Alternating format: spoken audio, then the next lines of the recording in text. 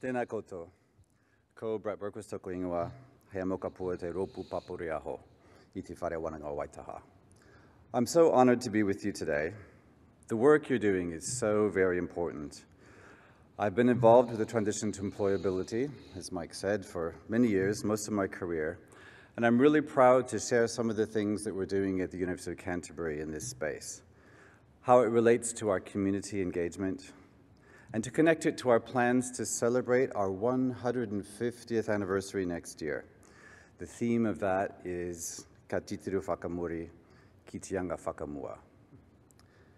Now I want to ask you to do something with me. Could you think back to your own university days? Let's see, for some of you it might be a while back, but see if you can recall. Millennial or grunge? What music were you listening to? Ed Sheeran, Beyonce, Madonna, maybe the Beatles? Anyone old? No, maybe not. Are you a boomer, Gen X, Gen Y, Gen Z? Some of our younger colleagues, or perhaps even your students, categorize all of us as boomers if you're over 30, like Chloe Sarbrick's expression in Parliament. Remember when she said, "Okay, boomer"? At the end of my talk, I'm going to show you a video about our plans to celebrate our 150th next year at UC. The initial cut of this video didn't have any captions on it, and I remember thinking to myself how very out of style those high-waisted jeans were in the black and white photos. In the second cut, when the captions were added, I realized that that style actually came out after I was at uni. Made me feel very old. For me, it's definitely Madonna, Reagan, and Gorbachev in the years that I was facing those decisions. But can you remember in your situation the angst of thinking about where you're going to go to uni? What are you going to study? As you talked about your future with your friends, your whānau, your teachers, your advisors at school, getting ready to make that momentous choice. So I'm a farm boy. I grew up in a very small town on the Great Plains of the United States. Despite the small size, we had some really motivated teachers and lots of personal attention if you wanted it in the very small classes. So I did pretty good on the exit exams in the States. It was called the ACT. And I remember a conversation a long time ago with the principal of my little high school who said to me, "Good job on those scores, Brett. You could go to Harvard if you wanted." And I remember thinking, I have no clue how that works. I don't know how to get to university. I don't know how to figure out what to study. I don't know how I'm going to pay for it. I was first in whānau from a rural community. I chose to study something that I really wanted to learn more about, and also because I got some scholarships in that area. But more importantly, and closer to home in the work that you all do, I chose it because the head of a small department reached out to me, believed in me, and told me I could do it. That's really what made the difference. I chose to study something just for the sheer sake of it, for the love of that discipline. And I'm very glad I did. But in today's world, I'm not so sure I'd make the same choices if I were a young person today. As whānau, we support our children to follow their dreams and to find their path. It's a daunting thing in your teenage years, in your early 20s, to see a path to study something you're interested in, and then from there, to find a way to use that knowledge you developed for gainful employment, to start a career, to find your place in society. As a father of 3 young women who have studied in 6 different countries, I find myself pointing out where the world of work is going, not so much studying something just for the sheer love of it. I think the world has changed quite a bit.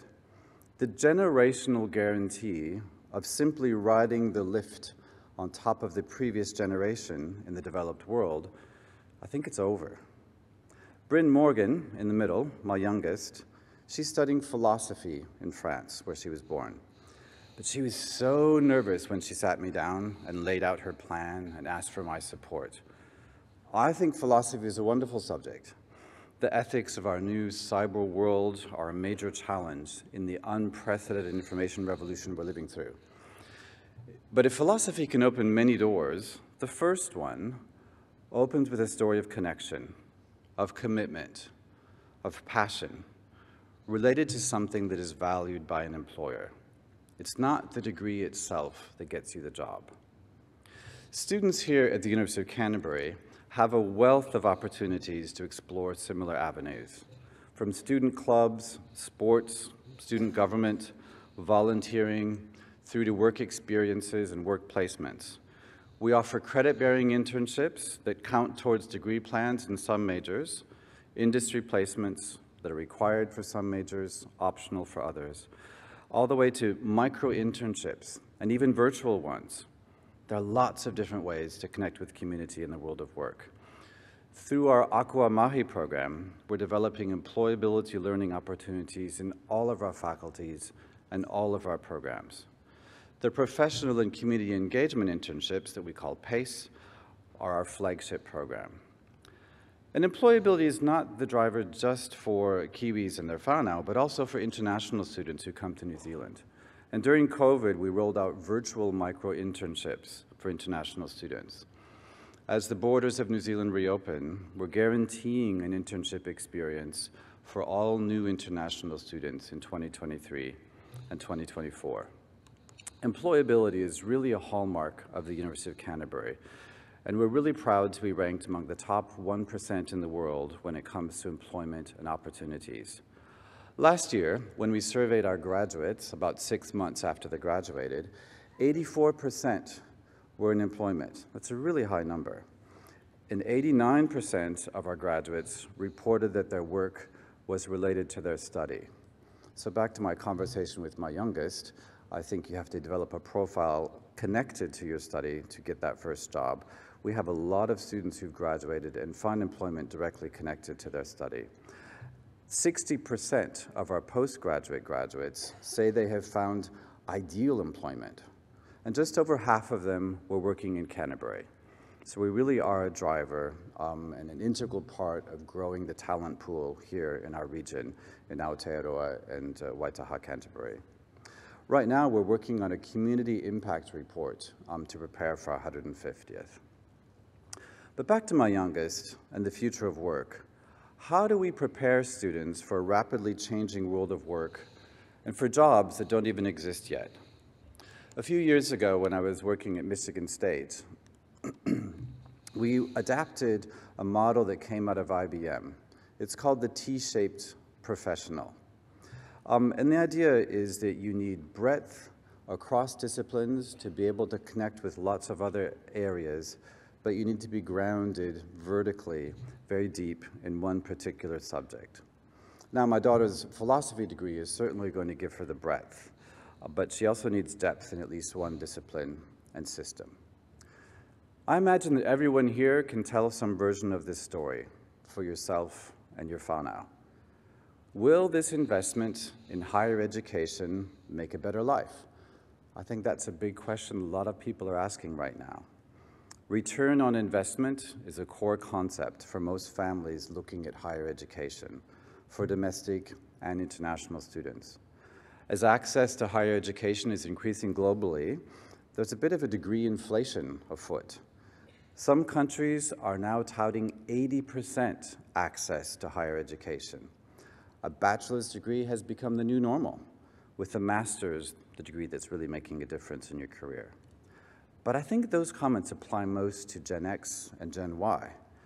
The current generation going to university, Gen Z, they bring their egalitarian values to the workplace, along with their mobile connectedness, and they expect employers to facilitate their values. Their way of looking at the world is very different from the way I was raised. We don't want the jobs that our parents had, they say. We want flexibility and mobile connectedness.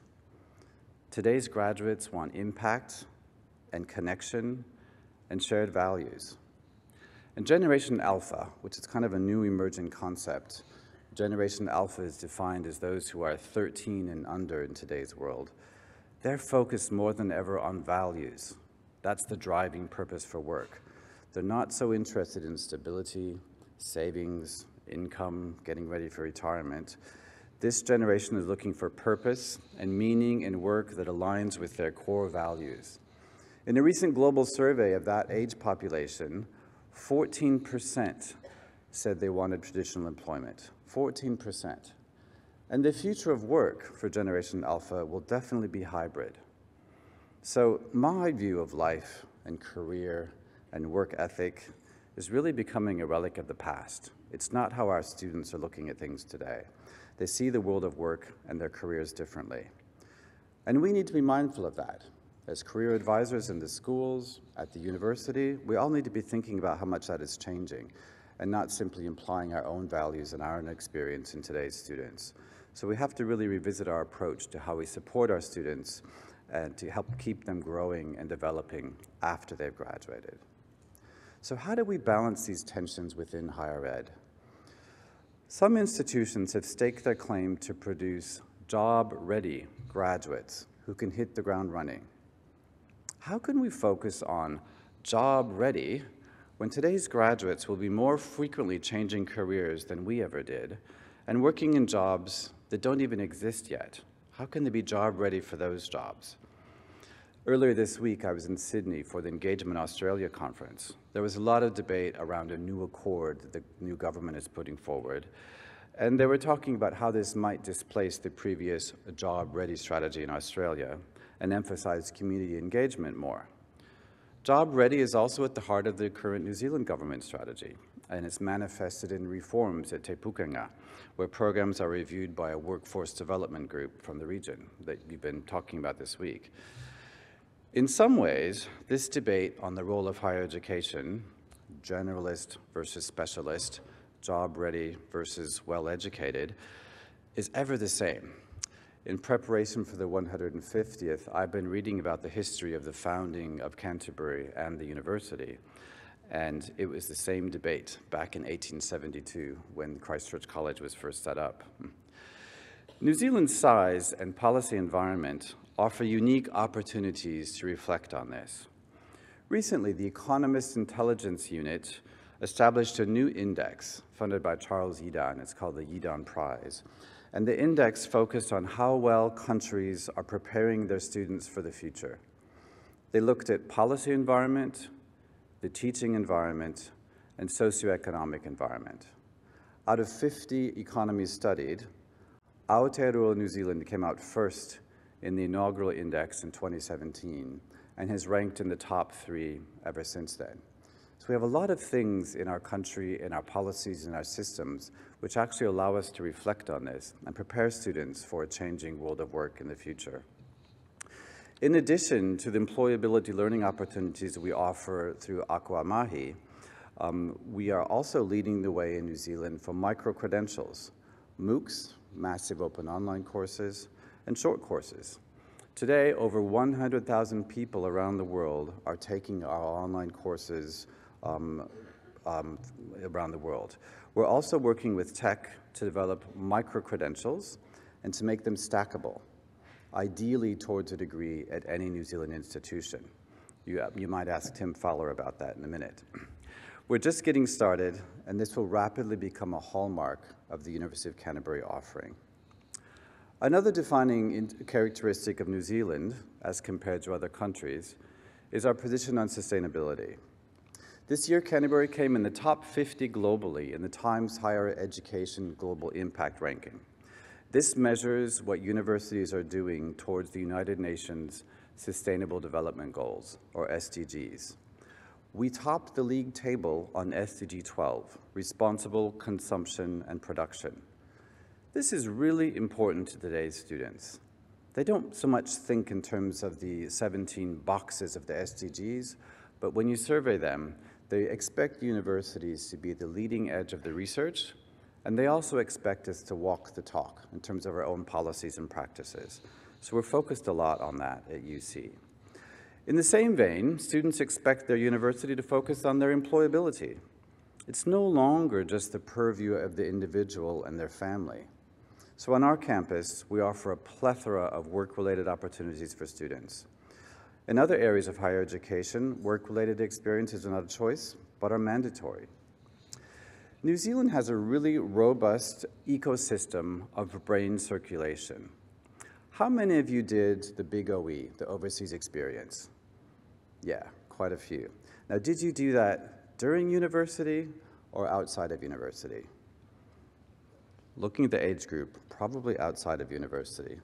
Recent government data compares the stay rates of young graduates, domestic and international. So here's a series of graphs. The top graph is the percentage of domestic graduates, the top line, who are still in New Zealand this length of time after graduating.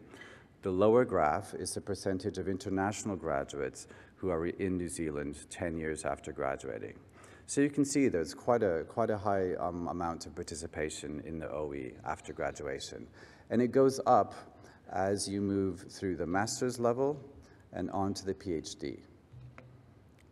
So it's a very mobile ecosystem. And as we saw during COVID, when we crossed that 5 million mark, the team of 5 million, that was about a lot of the diaspora coming home during the pandemic. So we have one of the most vibrant and mobile labor forces on the planet. For the boomers and Gen Z, the OE, or the big overseas experience, was something we did before or after uni. But today's generations wants to start their OE during university. Americans started education abroad back in the 20s as being integrated in the curriculum. The Australians, very similar to the New Zealand environment, started to develop more programming recently, and in less than a decade, they surpassed the American higher education participation rates for study abroad during university. And I'm not talking about semester exchange alone. Learning abroad encompasses a whole range of experiences. At Canterbury, we are setting a goal of participation in learning abroad during university, and we're also reviewing our scholarship funding to support this, importantly with an eye on equity and access. And one way to increase access is to focus on employability in these learning experiences and to include virtual experiences, which exploded during the pandemic. Back to your own summer of angst and the music you were listening to. How nervous were you about that first year at uni? We know that if some students succeed in their first year, the likelihood to graduate goes up exponentially. So on top of Akauamahi, our work integrated learning program, we have also developed Kiangitu, a coordinated suite of measures to focus on support and student success. The new world, with so much learning content now online, offers a lot of new tools to intervene earlier in the student results. You no longer have to wait for results on an exam to realize that a student is struggling.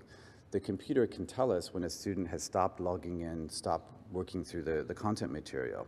So this allows a new world of intervening earlier in the experience to help turn things around. There are three main principles that inform this work: to create gateways that foster equity. Our Takare program, for example, offers a scholarship, on-campus housing, and a pre-semester intensive academy for Maori students. The program focuses on intense support in the first year, but also through the second. And all of this leverages data and tech solutions. We know this is more important now than ever before. Back to my youngest, Bryn. She passed her first 3-year degree, her licence en philosophy, with really good scores. She got a mention très bien. I was a very, very, very proud father.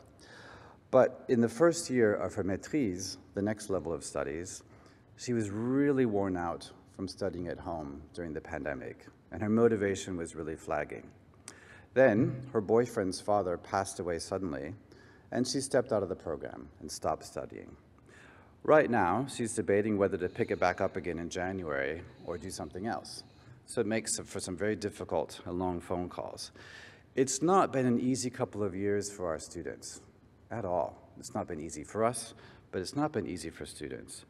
We've all experienced mental health issues and challenges during COVID, so it's really important now more than ever to make sure that our students are well supported. A recent analysis of our scholarship strategy showed that over 80% of recipients of scholarships from the University of Canterbury came from high decile schools. That's a similar stat across the 8 universities in New Zealand. Now we know that there's a whole range of socioeconomic status among students in any decile school. It's not because you're in a high decile school that you come from an affluent family, and vice versa. And the government is rolling out an equity index next year to change from the decile system. But research shows that students in a high decile school are in an environment that by default encourages them to think about going to university. I think back to my own small town rural school experience in America. A friend of mine from a larger school nearby who had professional parents, not first generation, and the same test scores as I did end up at Harvard. She saw her path to do that in that environment. So the environment of our schools really matters. Your advice to your students matters. How can we inspire them to aim high, to consider all options, to empower their goals? As we prepared for our 150th anniversary, and to give back to our community that founded our university in the South Island, we have launched Te Kakao Maui, covering tuition for the bachelor's degree, the whole bachelor's degree, for 150 students from decile 1 to 7 schools across the South Island. 150 in 2023, and another 150 in 2024. The amazing Sasha McMeekin, he spoke to you yesterday, was a big part in developing this strategy. Did you know that the first 3 universities in New Zealand were all on the South Island? Before I read about our history, I had no idea how important our region was in the development of our nation. I've been living in Auckland, and of course all Aucklanders think that's the center of the universe in New Zealand.